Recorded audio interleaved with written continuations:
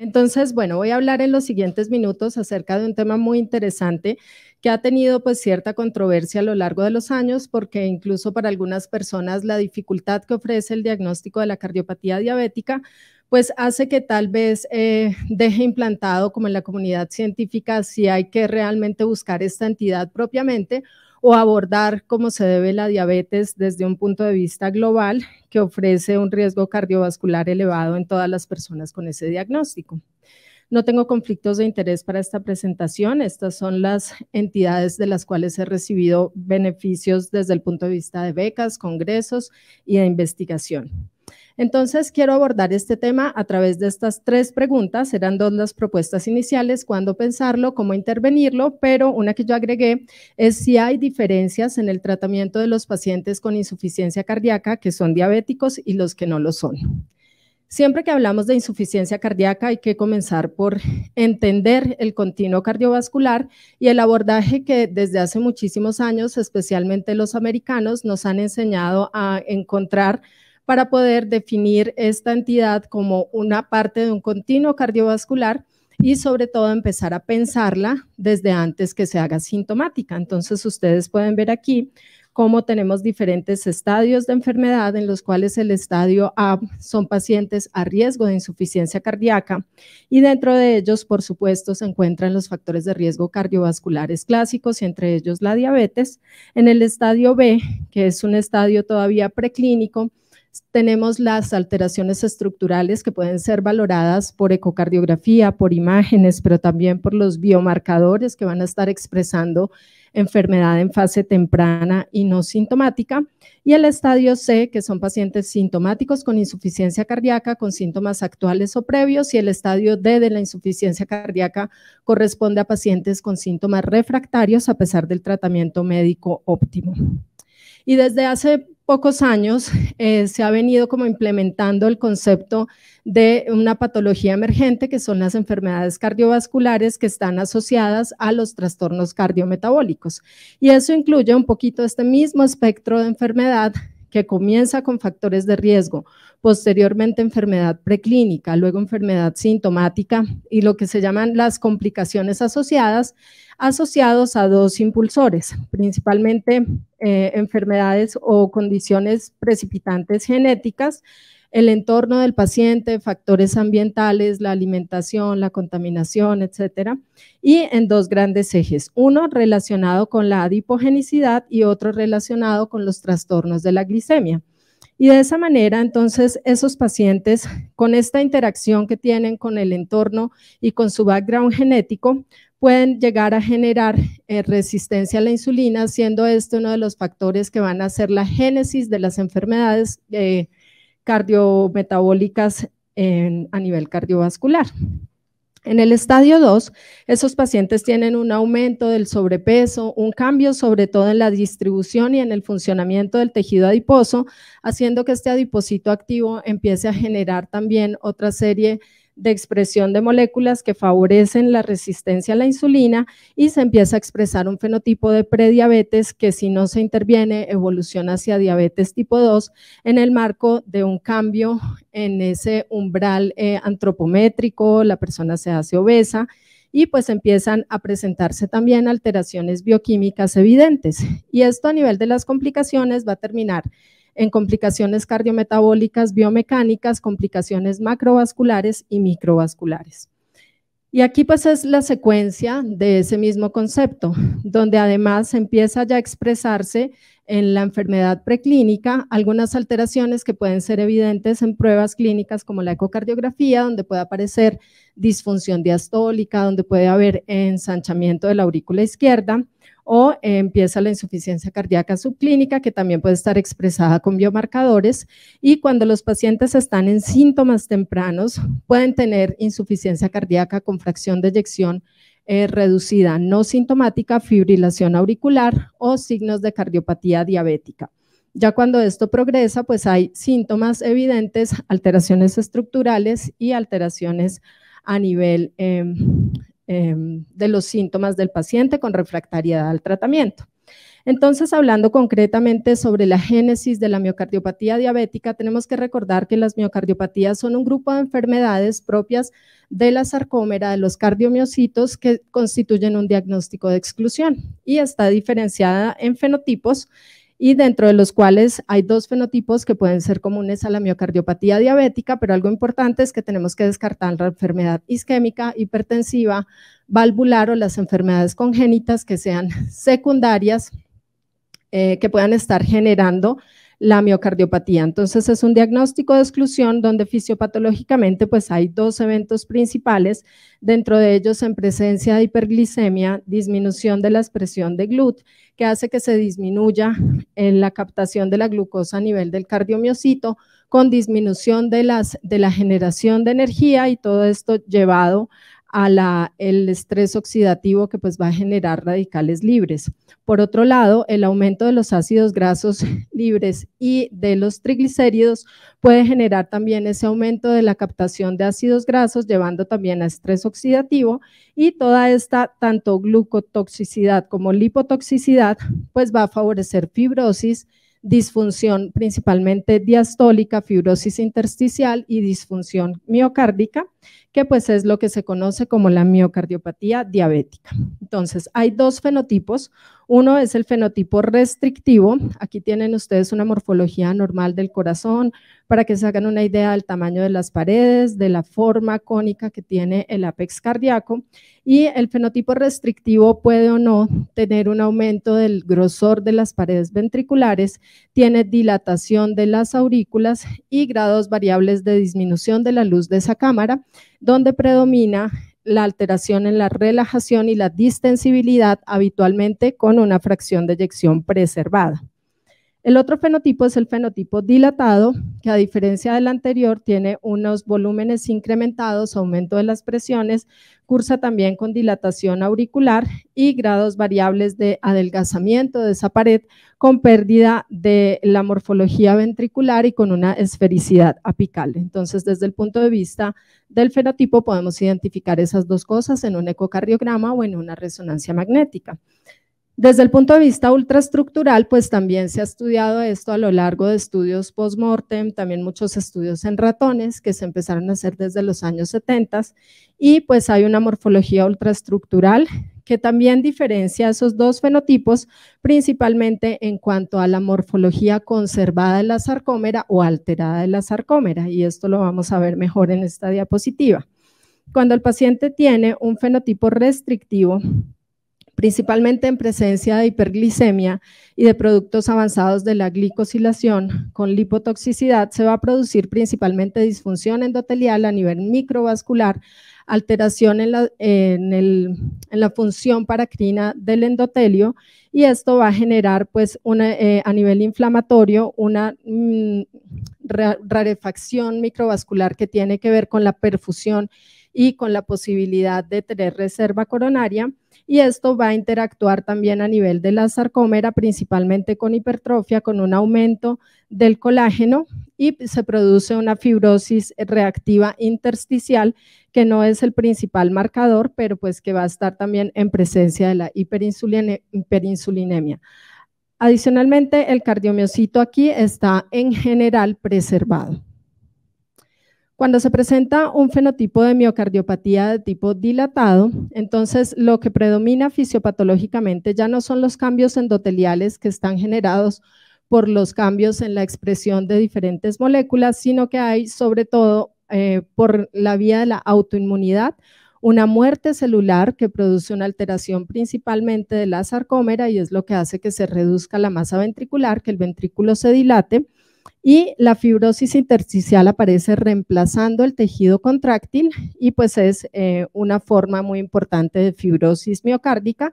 donde pues lógicamente la vía tanto de la glucotoxicidad como de la lipotoxicidad pues juegan un papel muy importante. Entonces, cuando hay que pensar en miocardiopatía diabética, pues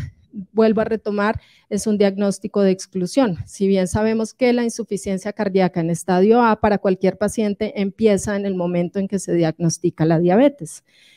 Pero como tenemos que precisar exactamente este tema sobre la miocardiopatía diabética, entendiendo esas dos vías de la glucotoxicidad y la lipotoxicidad, sabemos que necesitamos que el paciente sea diabético, que tenga un fenotipo por imagen morfológico, bien sea restrictivo o dilatado, y que se hayan excluido las otras causas, entre ellas las causas de enfermedades de depósito que pueden generar principalmente los fenotipos de restricción, y obviamente recordando siempre que la enfermedad isquémica es la principal causa de insuficiencia cardíaca en el mundo e incluso en los diabéticos, que además hay una fuerte asociación de la enfermedad coronaria con la diabetes, con la enfermedad renal y la hipertensión, que son las causas principales de insuficiencia cardíaca. Entonces, algunos autores pues sí han hecho un listado de algunas cosas que podrían ayudarnos a determinar ese diagnóstico exclusivo de la alteración estructural considerada debida únicamente a la diabetes.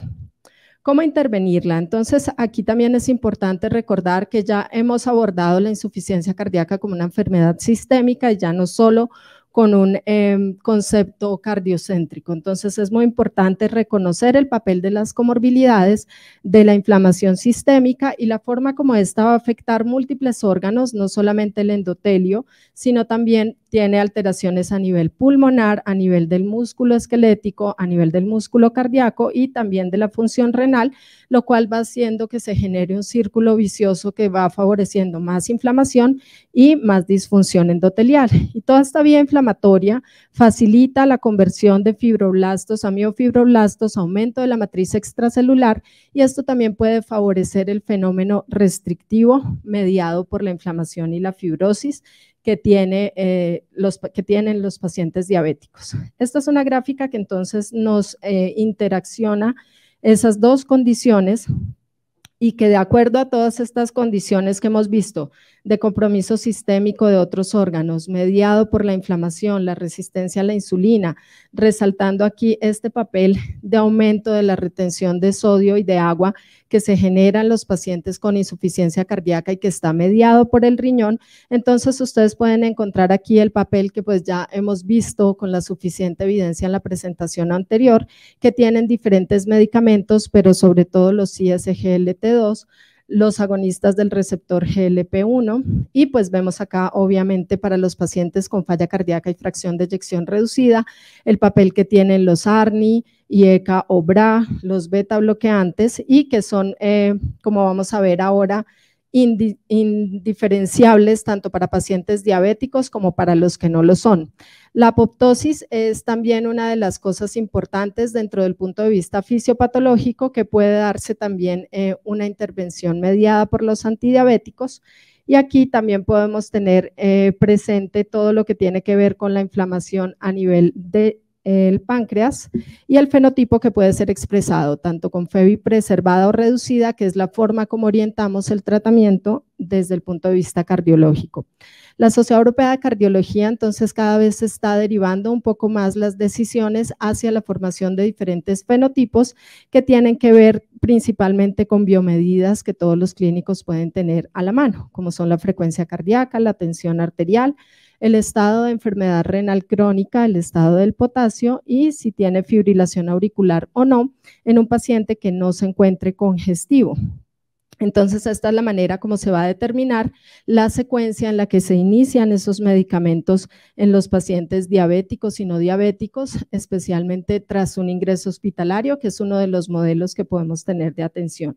Importante entonces que en insuficiencia cardíaca, esta vía que nos propone la Guía Europea de Diabetes y Prediabetes, pues tiene definida una vía clara hacia medicamentos que tienen evidencia en reducción de eventos cardiovasculares, y allí pues esto debe quedar muy claro y es importante también recalcarlo en cada una de las presentaciones. Viendo fisiopatológicamente entonces lo que sucede y lo que favorece esta miocardiopatía diabética, pues la forma de intervenirla es previniendo esa toxicidad que se produce por la vía de los productos avanzados de glicosilación y de la lipotoxicidad. Entonces, hay diferencias en el tratamiento de pacientes diabéticos y no diabéticos con falla cardíaca. Esta es una traducción de las guías más recientes europeas de insuficiencia cardíaca, donde ustedes pueden ver que para pacientes con fracción de eyección reducida tenemos unos buenos niveles de evidencia para las recomendaciones de pacientes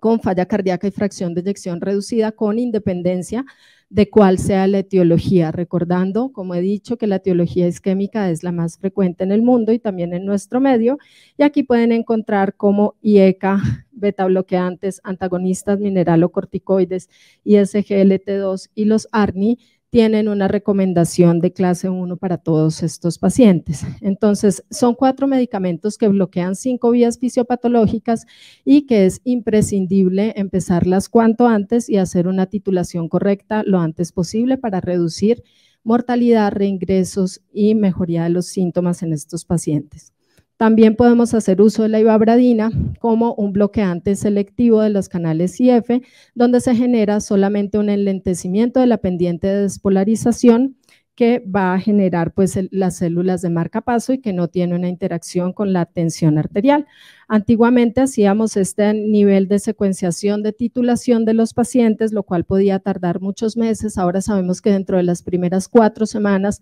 debemos establecer la titulación de estos fármacos y que el orden va a depender de acuerdo al fenotipo. Si la tensión está un poco más alta, tal vez puedo usar vasodilatadores, si no puedo empezar con beta bloqueo, puedo empezar con ISGLT2, pero muy pronto llevar hacia el inicio de las 4 vías y a la mejoría de las dosis.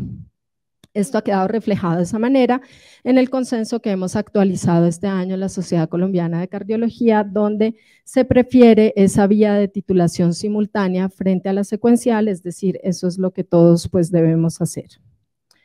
Con respecto al fenotipo, lo he dicho antes, es importante que el paciente no esté descompensado, hay que vigilar solamente tensión, frecuencia, cómo está la creatinina y el potasio. Recordemos que en los pacientes con diabetes pues hay una mayor frecuencia de pacientes con hipercalemia asociada a estos tratamientos y que en parte mucho tiene que ver no solo la asociación con la enfermedad renal crónica, sino también la diabetes mal controlada y siempre hay que tenerlo en cuenta. El diurético se debe reducir y utilizar la dosis mínima necesaria y antes de que el paciente egrese o que pierda contacto en el contexto ambulatorio con el equipo, debe tener la próxima cita de titulación. Esta es una referencia muy bonita que nos da cuenta, por ejemplo, de un paciente que llegue con un debut de insuficiencia cardíaca, el momento de su ingreso, cómo va evolucionando a lo largo de esa hospitalización, donde se va controlando la congestión y ya cuando el diurético pasa oral, fíjense cómo hay espacio para ir agregando los medicamentos que modifican la enfermedad e incluso antes del alta usar los ISGLT2, que además en fase transicional ya han demostrado seguridad en diferentes estudios, incluso en los pacientes diabéticos, con lo cual nosotros ya lo tenemos incorporado dentro de las estrategias transicionales antes del alta o inmediatamente después del alta. Y eso es a lo que hace referencia esta diapositiva, donde podemos ver los ingresos, un ingreso de un paciente, toda la fase de compensación, la fase transicional y la optimización de la que nos hablaba el doctor Colón, que siempre debe estar presente en cada contacto con el paciente para vencer la inercia terapéutica. Recordar que parte de la fisiopatología de la insuficiencia cardíaca pues incorpora la medición de los biomarcadores y entre ellos los péptidos natriuréticos y recordar cuáles son las acciones a nivel sistémico de los péptidos natriuréticos que tienen un gran efecto vasodilatador con disminución de las presiones a nivel intracavitario, también pues obviamente con los efectos de pérdida del sodio, de agua, con disminución de la renina, un efecto también central para disminución de la ingesta de agua y sal y por supuesto la disminución de la hipertrofia ventricular y de la proliferación fibroblástica. El consenso de la europea pues nos da unos puntos clave con relación a la insuficiencia cardíaca, concretamente que ustedes los tienen acá, y aquí es importante tener presente que estos pacientes siempre tienen más riesgo y que hay una relación bidireccional. El paciente con insuficiencia cardíaca tiene más riesgo de diabetes y viceversa, además potenciando factores de mortalidad y hospitalización. Los tratamientos de primera línea también ya están bien establecidos y todavía tanto para las guías europeas como americanas, metformina tiene todavía un papel porque tiene que ver con las vías fisiopatológicas y también con las glitazonas que no están recomendadas. No se les olvide la cardiopatía isquémica, la búsqueda de la provocación de isquemia, porque de la mano con estos fenómenos moleculares pues van ocurriendo las complicaciones macro y microvasculares y esto pues va de la mano y el paciente hacia los 10 o 15 años pues puede expresar aterosclerosis coronaria con enfermedad isquémica indistinguible de otros. Entonces, Entonces, como conclusiones, no olvide que la principal causa de falla cardíaca es la isquémica. Hay una gran relación con enfermedad renal, hipertensión y diabetes. La relación es bidireccional. Si vamos a hablar solo de miocardiopatía diabética, pues hay dos fenotipos que son de exclusión, que se pueden ver en la resonancia, que se pueden ver también cuando hacemos una biopsia endomiocárdica. No hay diferencias en el tratamiento de diabéticos y no diabéticos con falla cardíaca. Y pues debemos recalcar los medicamentos que tienen mayor beneficio desde el punto de vista cardiovascular para sus pacientes. Muchísimas gracias.